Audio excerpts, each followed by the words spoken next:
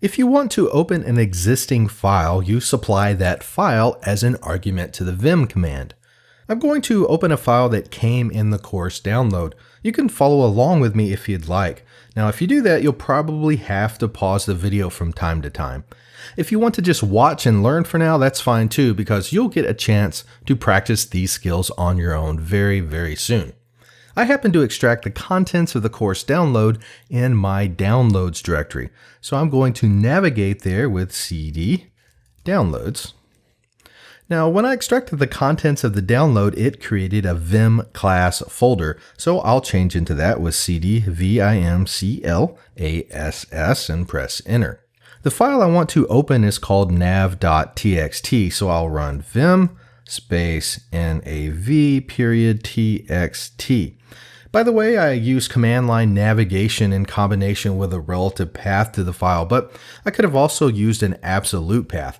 For example, I could have typed vim space /home /json /downloads /vimclass /nav.txt, and it would have opened the same file. This isn't anything unique to Vim. That's just how it would work with any command. So at any rate, I'm going to press enter here at my vim nav.txt file command. Now you have the nav.txt file open. Let's practice moving around in the file to view its contents. By the way, there are a couple of reasons why I'm teaching you more about navigation before getting deeper into editing skills. You may find you actually spend more time in Vim moving around a file. For example, if you're a system administrator, you'll be working with lots of configuration files. And many times you just need to go to a specific place in the file and make a small change or add a new line of configuration there. If you're a software developer and you have to fix a bug, you'll need to go to the piece of code you want to fix before you can even edit it. So in many cases, having good navigation skills increases your efficiency over advanced editing techniques. Okay, so on with the lesson. Now remember that when you start Vim, you are placed in normal mode, which is sometimes called command mode. The command to move the cursor down is lowercase j, so I'm going to press J to move the cursor down to the second line. As I keep pressing J, the cursor keeps moving down the line. To move up a line, press the K key. I'll make my way back up to the top of the file by repeatedly pressing the K key. To move the cursor to the right, press L. To move the cursor to the left, press H. If you want to move several positions but don't want to keep hitting the same key over and over again, you can simply hold it down and it will start to repeat. So I'm just going to hold down J, and as you can see, it starts to move down the file. And if you want to return to the top of the file, you can press and hold down the K key. You'll soon see that the cursor starts to make its way up to the top of the file. If you want to make your way to the bottom of the file again, just press and hold the J key. Before we go any further, let's get a visual of this simple navigation technique. Here are three different visual representations of the movement commands we just covered. As you can see, H moves to the left, J moves down, K moves up, and L moves to the right. You'll be able to remember these keys fairly easily. The H key is to the left, so it moves to the left. The L key is to the right, so it moves right. It's a bit of a stretch, but you can imagine J looking like a down arrow. You can also think of it as a fishing hook that goes down into the water. Finally, you're left with K, which moves up. I just want to point out that you can do pretty much anything in Vim without leaving the normal typing position. This not only holds true for these first few commands you're learning, but it will hold true for all the commands and techniques that you'll learn. With that said, know that on most systems you can also use the arrow keys to move around the file. For example, you can think of the left arrow key as being the same thing as the H key.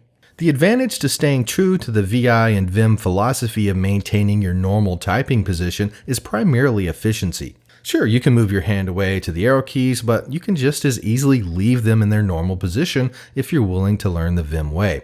Another advantage of learning these commands is that they will always work. Even if the arrow keys don't work, the H, J, K, L commands will. Let's get back to navigation.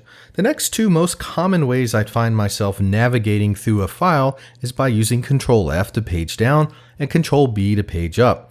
Let me just hold down the Control key and press F.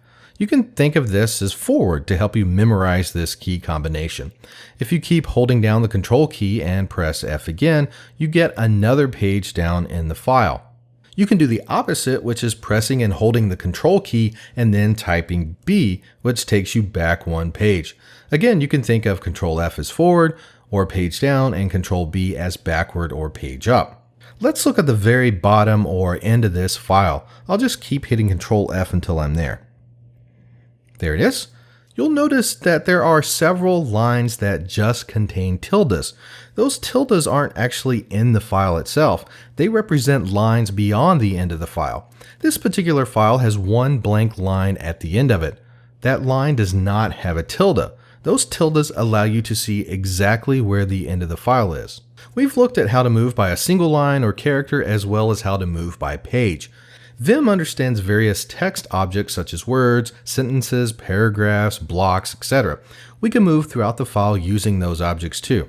To demonstrate this, I'm just going to move to the top of the file again. We'll just hold down Control and then press B until we're back to the top of the file. I'm actually going to use K here to get to the very top of the file.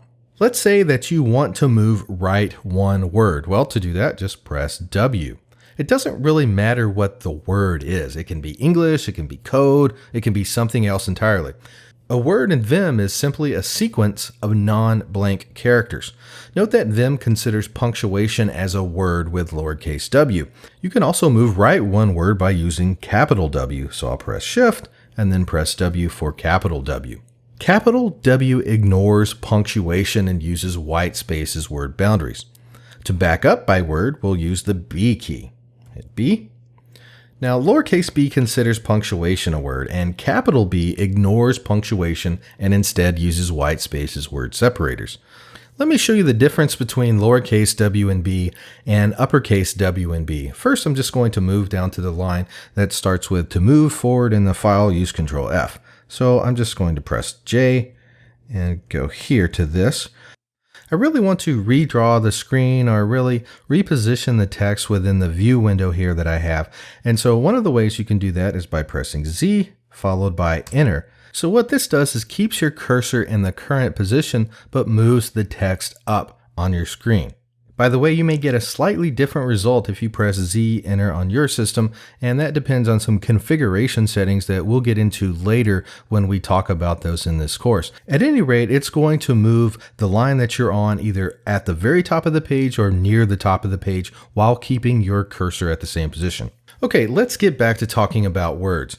Now, if I keep pressing lowercase w, you'll see that it eventually will stop at the comma and then also at the dash. I'll keep hitting W a couple more times and it stops at the period. Now, if we use lowercase b, it does the same thing. It stops at the same places. So it stops at the period, stops at the dash, it stops at the comma. So it's using these punctuation as well as spaces as word boundaries. Now, if we were to move forward with the uppercase W, it doesn't stop at punctuation. So I'll do that, Shift W. And instead of this time it's stopping at the comma, it actually goes to the word use. We'll do this again, Control, starts there, and this time it's not going to stop at the dash.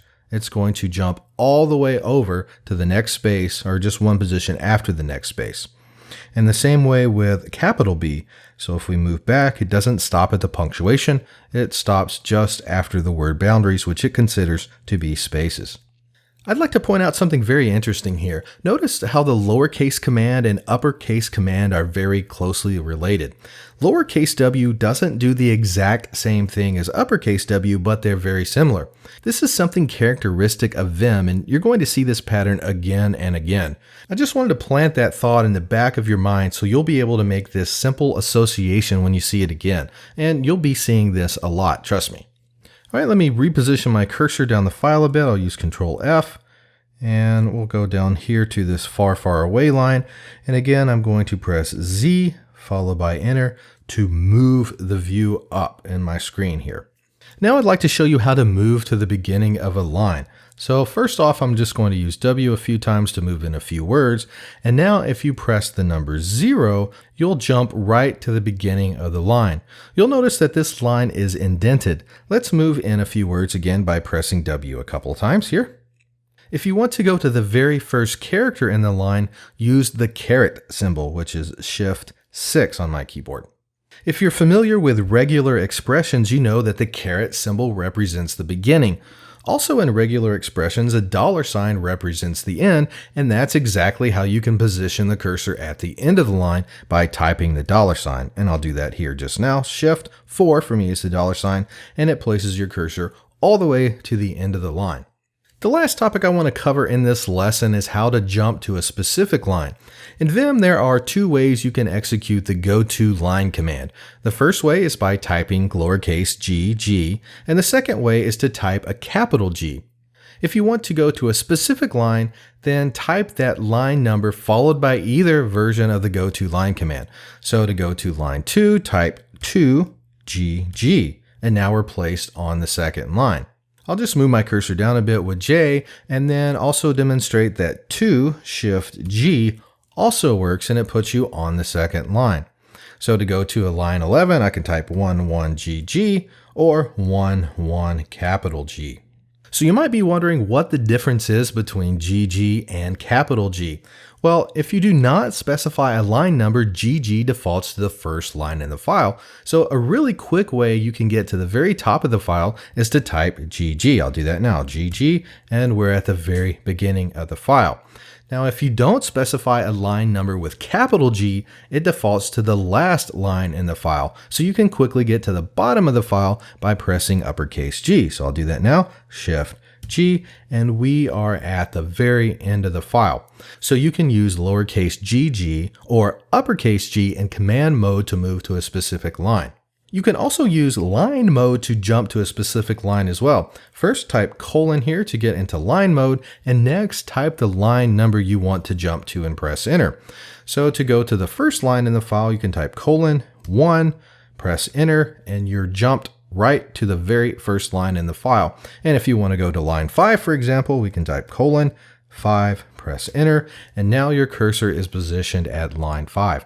Now you can use that with any number in the file, so just colon, a line number, press enter, and you're moved to that position in the file. You can also use this line mode to jump to the end of the file without knowing exactly how many lines are in the file. And to do that, you would type colon and $sign. Again, if you know regular expressions, you know $sign means the end. So this means jump to the end of the file. I'll press enter, and we are indeed placed at the end of the file. If you want to know how many lines are in a file, you can press Control and G. This displays the file name and the file status, for example, if it's modified or if the file's read-only. It also displays the cursor position, which includes the current line you're on, as well as how many total lines there are in the file. You'll also notice how far you are down a file as a percentage. For example, if you're halfway down a file, you'll be at 50%, and if you're on the last line, you'll see 100%. Finally, again, Vim tells you what column your cursor is in. By the way, the information is good at the time you type Control G, and it doesn't automatically update. So if we were to move the cursor up a couple of lines, you'll see that Control G still says we're on line 74 of 74, but that's not true. So we'll press Control G again, and now it shows that we're on line 67 of 74, and we're 90% through the file. You can even get more detailed information with G, Control G. Now you'll get information like character count and word count. Depending on your configuration, you might have already had the cursor location information on your screen. Vim has an option called ruler that can be turned on or off. To turn the ruler option on, use colon, set, ruler, and press enter.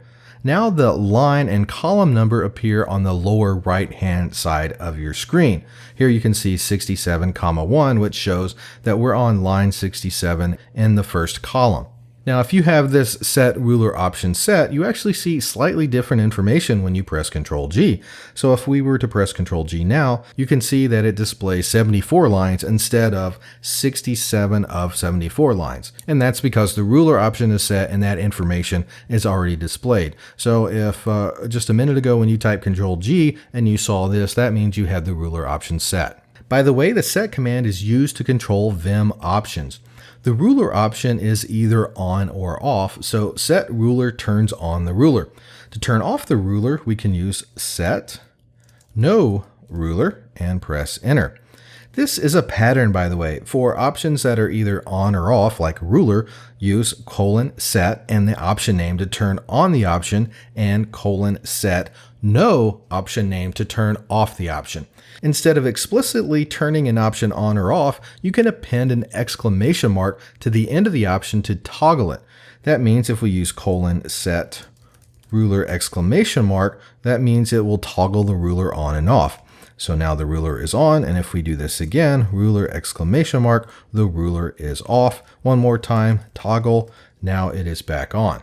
As we go throughout the course, you'll be learning more about the set command and the options that Vim has available for you. But the important points to remember in this lesson is the navigation. And in this lesson, you learned several commands for navigation. You learned how to move by a single character or line with the H, J, K, and L keys. You also learned how to move by word by using lowercase w and b, as well as uppercase W and uppercase B. You also learned how to move to the beginning of a line using 0, as well as the first character of a line with a caret symbol. You learned how to jump to the end of the line by using the $sign. You also learned how to jump to a specific line in a file, first by using the goToLine command, which is GG or uppercase G. GG defaults to the first line and capital G defaults to the last line in the file. You also learned how to use line mode to jump to a specific line with : followed by a line number. You learned how to go to the last line of the file even if you don't know the line number with : $enter. Finally, you learned how to display information about the file you're editing and your current cursor position by using Ctrl G.